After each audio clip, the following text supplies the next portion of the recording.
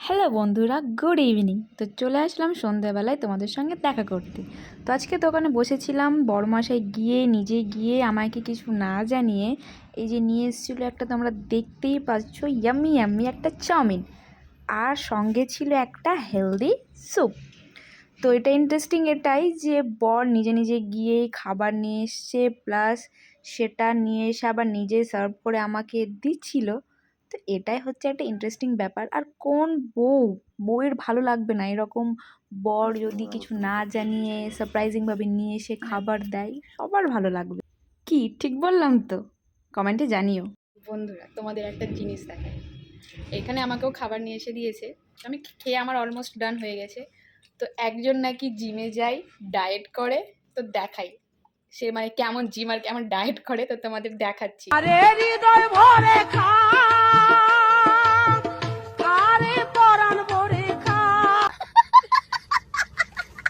এই যে এমন খেয়েছে, জিম করে আবার ডায়েট করে, এমন খেয়েছে, মুখটা দেখেছো?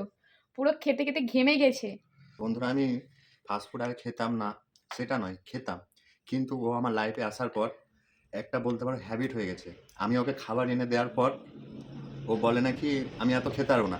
তো যখনই খাবার নিয়ে আসি তখনই বলে খেতে পারবো না, আর তখনই ওর জন্য আমার হ্যাবিট হয়ে যায়। ও খেতে পারেনি, আমি খাচ্ছি। মানে ও বলতে চাইলো যে ওর ইনডাইরেক্টলি ওর ডায়েট, আমি তোমার ডায়েটটা নষ্ট করে দিই।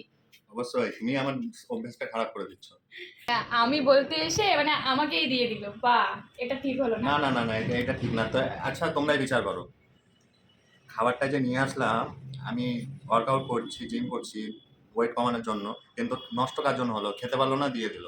হ্যাবিটটা কোথায় যাচ্ছে বলো? আর অ্যাকচুয়াল সেটা না। আচ্ছা, ও আমাকে খাবার নিয়ে এসে দিল, আমি কি একা বসে বসে খাবো বলো? আর ও আমার সামনে বসে থাকবে? এর যে কোনো ওয়াইফ পারবে তার বরকে এভাবে না দিয়ে খেতে? তা আমার কি দোষ? দেখেছো কিভাবে মুখটা বন্ধ করতে যাচ্ছে? তোমাদের যদি আমাদের দুষ্টু মিষ্টি ভিডিও ভালো লেগে থাকে, ভিডিওটা লাইক করতে ভুলো না।